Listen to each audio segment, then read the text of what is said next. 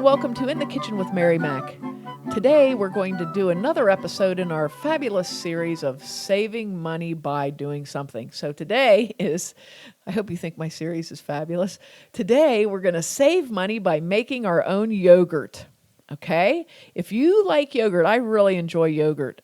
I had made yogurt decades ago, and I had a little yogurt maker, and it makes about 2 cups of yogurt altogether, and it's a lot of work. And I thought, you're not getting much production for the amount of effort you're putting in, okay? I knew that you could make yogurt in a simpler way. Yogurt is not a big deal to make, okay? It really isn't. But I really like yogurt. I have it at work every day for my breakfast, lunch, whatever. It gets expensive, especially if you're eating like a good quality Greek or Icelandic yogurt. It can be rather expensive. So I thought, I'm just going to make some yogurt and see how it is. And I wonder if it would save me any money, because I'm really kind of enjoying a couple different kinds of high-end yogurt right now. And I thought I need to, just figure this out. So I found a few recipes, looked over a few recipes, and looked over my old recipes for making yogurt and what I remembered, and I have a really good technique for you. Now, I'm going to warn you, this is a long process, but it doesn't require a lot of time from you. So this is one of those things, like I've said before, that you may want to do on a day that you know you're going to be home all day, cleaning the house, or most of the day, that you're going to be able to kind of interact with this yogurt as you go along. A snowy day or a rainy day that you're not going anywhere would be a great day to make yogurt. So if you get your stuff, if you watch the weather and know you're going to be home, whatever, it's a pretty good project. What I did, I started my yogurt on Friday night after work, and then Saturday, I wanted it to be Greek yogurt, so I strained it Saturday while I was home doing some cleaning and stuff, so I could go back and check it. So here's what you do. It depends on how much you want to make. You're going to use the same amount of yogurt. You'll either need a half gallon of whole milk. I used whole milk, and then we'll get to the rest of it later. But to start off with, I used whole milk because whole milk works easiest, and you get a nice amount of yogurt out of it, and it's also, good grief, it's fantastic. It's like ice cream. So you'll either need a half gallon of whole milk or a whole gallon of whole milk. If you have a local dairy's milk that possibly bottles in glass jugs, or, like a nice local dairy that you know and use that milk. And I recommend that even if you drink milk and you're buying milk, use your local dairy's milk. Don't use the large production farm facility milk, or, these milks that you live in Ohio and your milk comes from western part of the United States, because of a big production facility there. Use your local milk, okay? And 1 5-ounce container of plain yogurt. This is plain, unflavored yogurt. So it will say on the container plain. It can be regular yogurt or Greek yogurt or Icelandic yogurt. It doesn't matter. I will buzz mark it right now and say that I used Siggy's. I really love Siggy's yogurt. So that's what I used for my plain yogurt. And the whole 5-ounce container. What you want to do is, in a heavy-bottomed pot, you want to heat your milk slowly to 180 or 190 degrees, in between there. I went to about 185 when I did this, and you want to heat it slowly. So this is going to be the long part. You want to put it on medium-low heat. You don't want it to be on high heat. You don't want your milk to scald, stick to the bottom of the pan, any of those things. It may stick a little bit on the bottom. You want to keep a whisk handy and stir it really often with your whisk. What I did, I had a frying thermometer that clips on the side of the pot that I clipped and put right into the milk so I could just go by and check it, You can use an instant read thermometer if you have that. A candy thermometer works also. But you just want to stir it pretty often with a whisk. So you want to make your yogurt at a time you'd be available to just go by and stir it every once in a while. When your milk reaches at least 180 degrees, remove it from the heat and take it over. I would suggest to take it over and either set it on your counter on top of a trivet or cooling rack, or on your table on top of a trivet or cooling rack, so you can keep an eye on it. And you want it to cool down to 110 degrees, okay? When it gets to 110 degrees, you're going to take 1 cup or a ladle A ladle holds about 3/4 of a cup, so 1 or 2 ladles of warm milk out of the pan, and put it into a bowl and stir your yogurt into it until it's really well blended, and then pour that back into your pot of milk. Okay? You want to stir that in after you pour it in, stir that in, tap off your whisk or whatever, put the lid on your pan and let that sit and just sit in a warm spot for about 12 hours. I left it overnight. So what I did was I returned my pan to the stove and just put it on the stove, not on a burner, in the middle of all the burners, and then I wrapped it in towels so that it would stay warm, in like kitchen towels, and I left it sit overnight.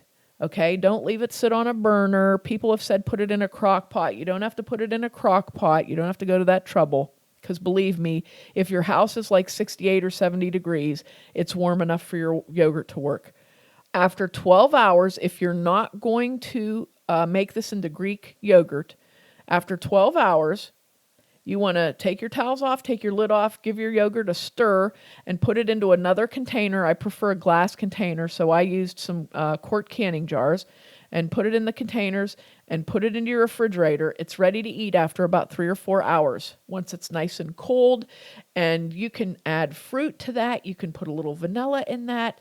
My favorite thing to do with homemade yogurt is to take jam, like an all-fruit jam, homemade jam, strawberry jam. I love it with strawberry jam. And just take like a heaping teaspoon of your favorite fruit jam and plop in there and stir it up. And it's like just enough sugar and fruit to flavor your little cup of yogurt to eat. And it's really good.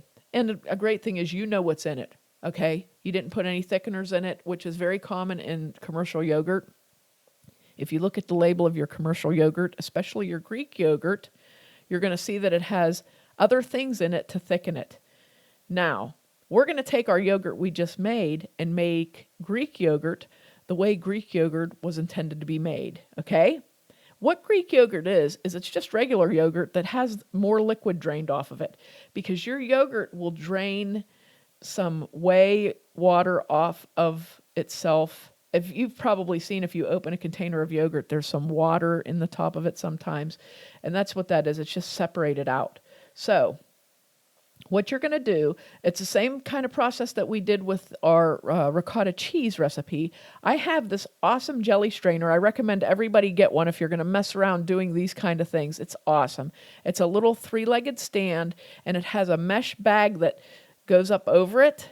It has like a rubbery top, and it goes over it, and you put whatever you want to drain out into that mesh bag, and the water will run out of it. It works great. You can use it for fruit to make jelly, which is what it's for, a jelly strainer, to get that clear liquid out to make fruit.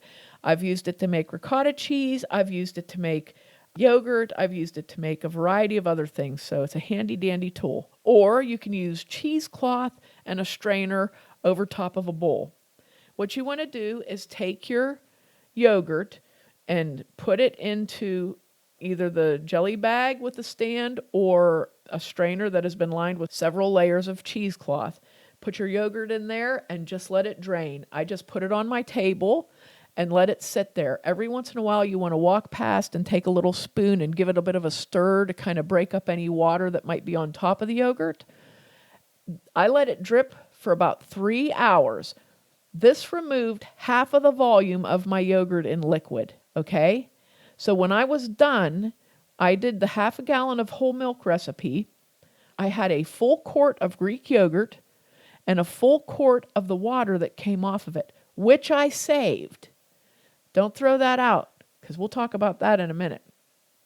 So I made a full quart of Greek yogurt out of a half a gallon of whole milk and 1 container of Siggy's plain Icelandic yogurt.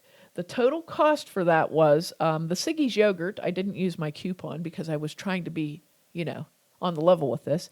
So the Siggy's yogurt was $1.69, and the half gallon of whole milk was $2.18. My total cost was $3.87 for a full quart of plain Greek yogurt.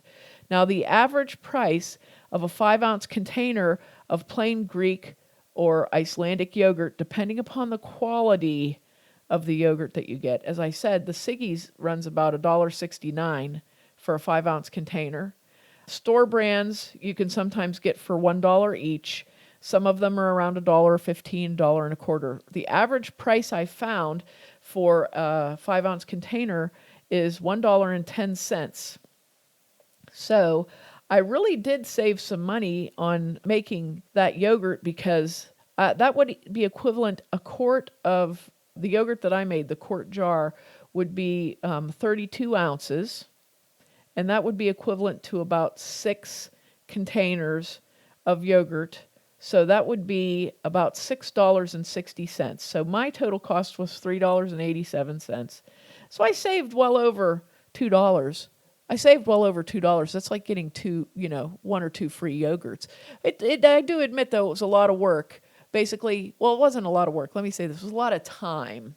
But like I say, if you're home already anyway, and I could have made twice as much yogurt with the same amount of starter yogurt, because that's basically what that first thing is starter yogurt, But if you continue to make yogurt, you save that yogurt water, okay, which is like whey with some yogurt in it. You can use that to make your next batch of yogurt, which I did. The next time I made yogurt, I actually made yogurt with powdered milk, because someone had given me several bags of powdered milk that they didn't have a use for. So I mixed up 1 gallon of powdered milk, the beauty of which is there's no fat in powdered milk, okay? None at all. So I mixed up the powdered milk. I did the same process, heated it to 180 degrees, but I took my yogurt water and I scooped out the more yogurty stuff at the bottom. I measured a half cup of that, which is 4 ounces, and then I put an extra spoon in. So I took that out and made my next yogurt. Okay, I didn't have to buy starter yogurt, and somebody gave me the powdered milk, so that was a good deal there. But I was able to make 2 full quarts of Greek yogurt out of that milk, and then I had the rest of it left over, the yogurt water. I used my yogurt water to bake muffins with, and it was actually really good. It kind of gave it a little bit of a tart flavor to my muffins, but it was really good. But you're not wasting it because you're using it. But like I said, you're using it to make your yogurt. So once you make your initial yogurt, really the only cost is either buying the milk as you go along. So the cost comes down after, if you got in the habit of making your yogurt and keeping your own starter, it would be very cost effective. And like I said, if you make your own jam, like we had strawberry jam on the podcast one time, if you took your own strawberry jam that you made from your delicious local strawberries and put it in your own delicious yogurt you made, you would know exactly what was in it. And it's, I like that. I think that's a good feeling to know exactly what you're eating. So I kind of enjoy that. And I don't like all the additives that go into things, the thickeners and whatnot, because I think if you have to thicken it, what's in it? Why do you have to put cornstarch in it? So I would definitely say I would do this again. I, in fact, did do this again, and I'm going to keep doing it because I do eat a lot of yogurt and I really enjoy it. I hope you try this recipe out sometime and let me know how you liked it. Let me know how you did, because yogurt is a really popular thing and it's fun to make. So I think give it a try. Maybe you'll have fun. And make sure to check us out online on Facebook and Instagram at Mary Mac Bakehouse, on Twitter at Mary Mac Podcast, and on our website, marymacpodcast.com. Thanks a lot for listening if you did, and if you didn't, too bad for you.